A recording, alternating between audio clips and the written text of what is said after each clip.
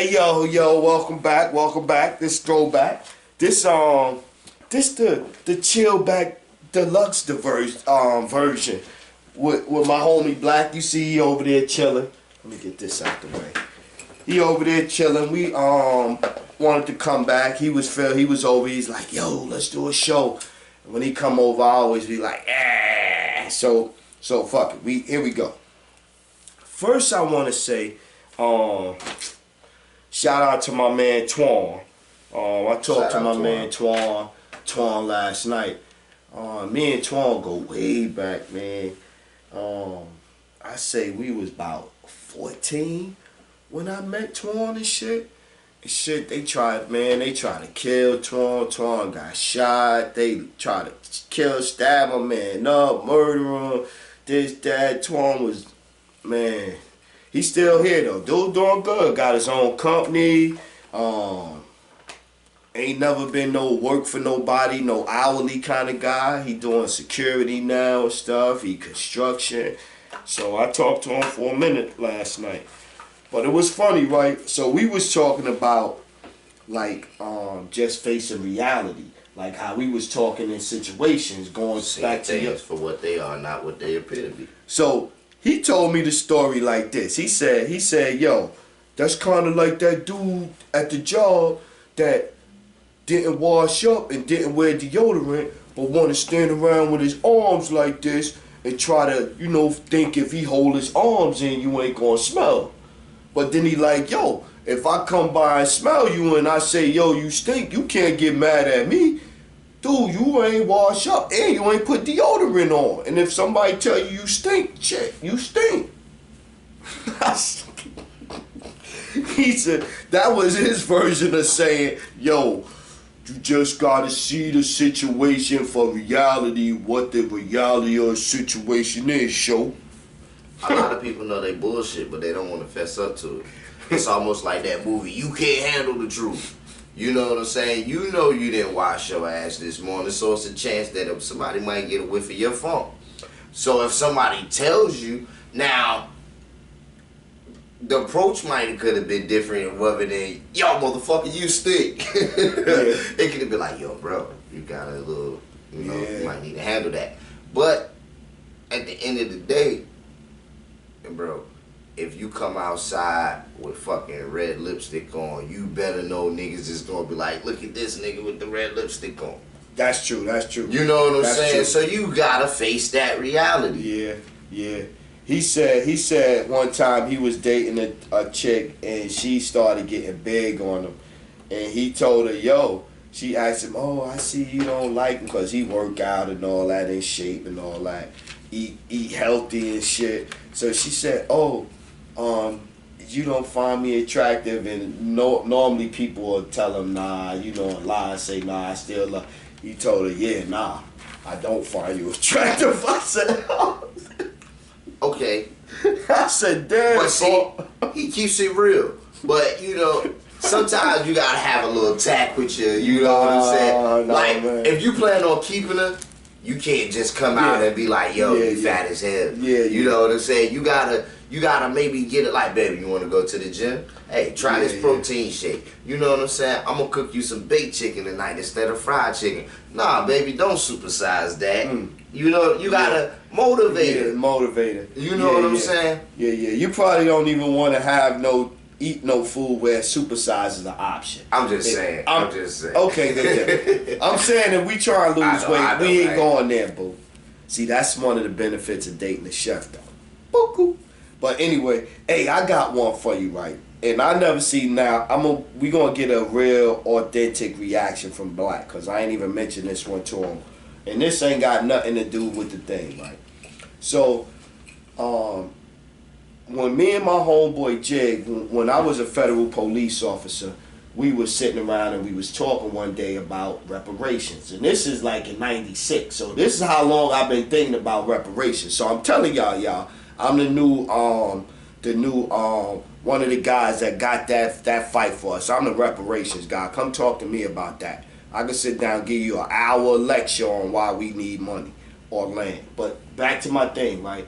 So if we got 4 states on the East Coast in the West Coast, right? I was calling it Utopia or whatever the case, whatever I think I called it, Utopia. That was the name I called it, right? So they gave us 4 states. Now in these 4 states, we can make the laws and the rules, and it's our shit, our president, and we could get our own president and all that.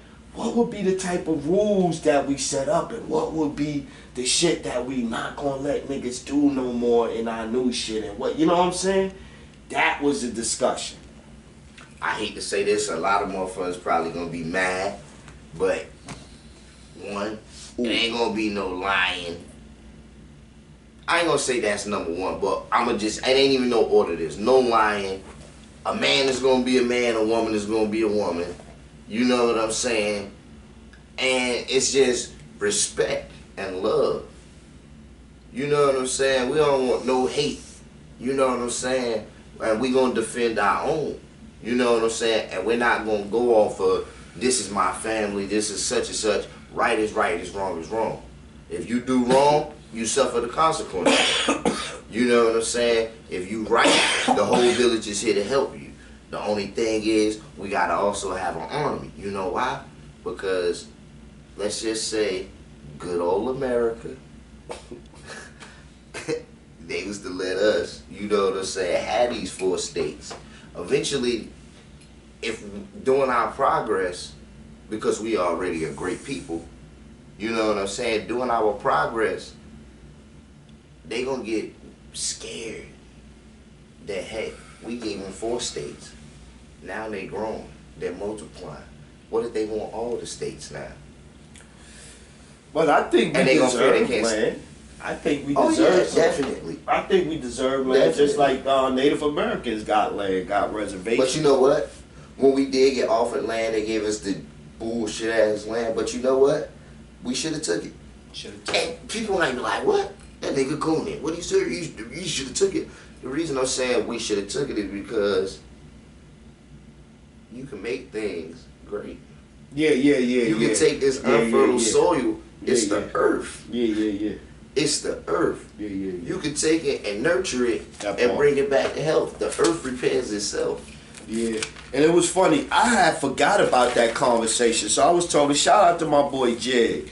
Word up. So it was funny how me and him was talking about that in like 96, 97. Talking about, yo, this shit right here, shit like, so yeah. So it's always been that vibe, that energy. So it's wonderful I get a chance to actually do this. So I remember when they used to say the revolution won't be televised because I thought they had control of it. Nah, it be televised now. You know what this shit sound like? What's that? It sound like you and your man was on lunch break, ducked behind the building, smoking the blunt, talking about, yo, what did we have for states? Smoking the joint. Yo, we used to get high and yo, we be in the bathroom. Yo, so y'all playing. I was federal police officer in the bathroom and shit. We be federal police officers, you know, every now and then we hit a joint and shit. Come on, man. Hey, no, hey man, leave me alone, man. I think that's one of the reasons why I never wanted to be state police, FBI, whatever. I wouldn't even trust myself growing up. Like in my 20s, you put me around $1 million and weed and drugs and all that shit. I know people could use some of that. But see, you gotta clarify like what you was doing, cause they gonna be like, a federal police officer, sure, is a federal, like, and they gonna think you was like. No, it was only like working in the museum and shit. But upstairs was the federal judges. Right. So that's what made it the federal police, cause you know you had to get through the scanning and all of that shit. Right, so right. I wasn't out like undercover and but that's why I said you gotta clarify. Niggas be like, yo, sure was in the hood busting niggas. They told him I was a glorified flashlight cop. Hey. So after my last show, I felt even though I thought it was cool, that's what I was saying. So after the last show, even though I felt it was cool, I did have my mind, I had some shit on my mind, right? So I didn't know how the other show was gonna come off, so I had hit some people up. You know what I mean? And so, yo, my son Shane, he be wildin', son. This guy be wildin'. This guy said to me, he said, yo, you gonna lose friends, man. He said, you keep talking about issues, Dad, you gonna lose friends. I said, what, man? I ain't even say nothing. He said, when you talking about marriage and stuff like that, and not to be judgmental, but this is what I was saying to my friend today. I was saying that if the society or even us as a whole, as a black community, feel like black marriages not strong, they don't last no more, and it's no value in them, right? But everybody that get married not doing nothing to put no value into it. Right. Like the only way it's gonna mean something is people gotta make it mean something. And I don't mean stay with nobody. Like if somebody cheating on you or whatever, or they hitting on you, or they verbally abusing you, or whatever the case, and you feel you done tried to work with them, then you gotta be out. But once you in there and they ain't gave you no reason to act stupid, act right. But see, this is where a lot of people fail at. You know what I'm saying? This is my opinion. Girl, I'm this listening. ain't fact. Shoot. A lot of people fail in marriage because they didn't take the proper levels. They didn't take the proper steps. You know what I'm saying? When you first meet somebody, everybody got on their good clothes. Everybody all made up. Everything is all happy. Best foot forward. Yeah, you know what I'm saying? First impression. Nobody's really being their genuine self. The marriages just that last are the people that came in being themselves from the beginning. So now, you know what I'm saying? Everybody got their best foot forward. And then you get together, you find out you want to be together, you boyfriend and girlfriend, you going through ups and downs, you treating the relationship as a boyfriend and girlfriend. Right? Of course, that's the title you give. But once you make that commitment and you know you get in those relationships and you like, yeah, I see us getting married, and you start planning a future with that person. You know what I'm saying? Because that's what happened. You know what I'm saying? That's how you get the marriage. You got to at least talk about it. You know what I'm saying? So you had these conversations. You had these visions. You know what I'm saying? So then you go from boyfriend and girlfriend to engaged, then married, and now you figuring out how to be a husband, how to be a wife, because you didn't go through the levels properly. And going through the levels properly is this: you get together, you know each other, you become friends. You have to become friends, then you have to become best friends, because this is, if you planning on being with this person and being with this person for the long haul, you got to be to the level where you can go to this person and tell them anything. I got to really talk and work it out. Right. So there goes the communication we was talking about. You know what I'm saying? Microwave relationships, though. You know how it go. So once you become friends, then best friends, then you become lovers. And once you become lovers, you know what I'm saying? Now you start working on that level with y'all boyfriend and girlfriend, but you also practicing on being fiancés. Yeah, and friends and communicating, right, and learning each other's because tendencies. You have to practice for the next level before you get to that level. This is true. You have to be a husband and a wife before you actually become a husband and wife. Yeah. So that way, when you put the ring on, it's not changing a role. You still being who you was. Yeah. In theory, in a beautiful world. But check this out. But know what's the interesting thing though? That every woman I talked to didn't have no problem with the show. The one person I was like, yo, I didn't hope they would. They was like, nah, I was cool. I was like, bet that's cool. Then next on the list, I was like, yo, you cool? They was like, yo, nah, I was alright actually, and I think such and such need to maybe even look at that to learn some such and such. And I was like, word, oh, that's even better. So you know what I mean? But then I was figuring like, ain't no show where I could do where everybody would be cool with what I say. But it's like this, like. Oh, excuse me, I don't know. It's like this, like they talked about Jesus, and I would just use that theory. You know what I'm saying? So at the end of the day, everybody ain't gonna agree with this. And I could be shallow and say, well, if you don't agree with our opinions, because these are what they are, our opinions. Yeah, and we yeah. try to add fact in, but for the foremost, this is our opinion, how Lord we feel, humor. and view things. So if you ain't feeling that, that's on you. Yeah, that's true. You guess what? You clicked on our faces. Chill out, man. Don't start with that again. There you go with that old. He come over here blowing up. I'm already losing subscribers. But it's the truth. Remember? You gotta keep it real, right? We would just talk about facing reality. Yeah. The reality is, if you don't like something, just remember, you clicked on it. Chill out, Black. Get off my. I love the fans. But look, I got one for you. Here was one, right? So after I'm good.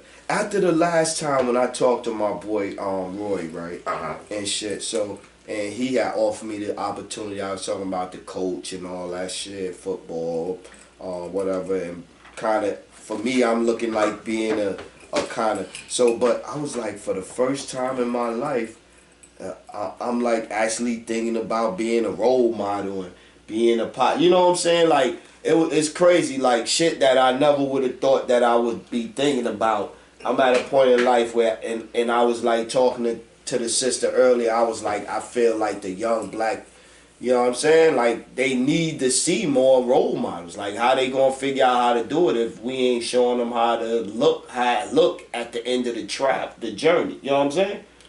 Like, you could do the same journey I did, the same road, and be right here and still maintain yourself. And I'm gonna show you how to do it, little homie. Because society has taught us and conditioned us to feel as if we were never the youth, that we have made it out of whatever situations and circumstances that we were going through coming up. You know what I'm saying? No matter how we were taught, we're conditioned to say, okay, we're better than them. And we forget that we did the same shit that they did. I get into arguments all the time in the barbershop about this, right? Older cats always say this, man, these young kids out here hustling, they just running the street, look at them, just all out in the open, making their plays, doing whatever they do. When I was hustling, you know what I'm saying, shit, I was a little more smarter than that. I used to do this, right? But my ideology is this, bro, it's no right way to do a wrong thing. There's no right way to do a wrong thing. Selling dope is selling dope. Yeah. Both of y'all selling dope. It's not right. So, what make your selling dope better than his? What you need to be doing is schooling this youngin'. Letting him know where he going wrong. And letting him know that you can, from the point that you can relate to him. You can't come to these kids nowadays being better. You have to relate to them and let them know that I am a real person. I make mistakes too. Yeah, that's a fact. That's a fact. But yeah, so it's interesting, man. It's interesting, the new year. I feel already, for me, I feel like the new year is revealed some energy already. Like, it seemed like it's like cleaning house time, cleaning house or cleaning out situations, you know what I'm saying? Like even this Trump situation and stuff like that. Putting the bullshit behind you. Putting the bullshit behind you. Yeah, man. Like you gotta really regroup fast, man. They're gonna be throwing a lot of stuff at you, a lot of emotional stuff, a lot of, you know what I mean? Like I seen they already trying to paint the Hebrew Israelites now as a problem and an issue and all that. But they always been in the hood, and we never had no issue with them. And now all of a sudden they want to, because a couple of Jews got jumped on or whatever, or got attacked or whatever. You know, you going to paint, because one person did something, you going to paint the whole, you know what I'm saying? I seen articles already. So they going to be doing a lot of emotional stuff. Trump coming up. Trump really trying to start a war. You know what I mean? He really trying to start a war, start something so they could get up off him with that impeachment shit. We know that. You know what I mean? But he doing the same shit all of them did. That's the same shit Bush did. His second election, he did that because they basically said, oh, you know, because when you got a war going on they don't want to let the new president come in while it's a war and all this and all that. So Bush did it. That's what they all do. That's Reagan did it. But yeah, but so stop going for the head fake. What you got, Black? What you got closing? Stop going for the head fake. Hey man, reality is seeing things for what they are and not what they appear to be. Don't fall for the tricks. Yeah. All right, on that one, Big Sherm, we gonna get back at you again. I holla.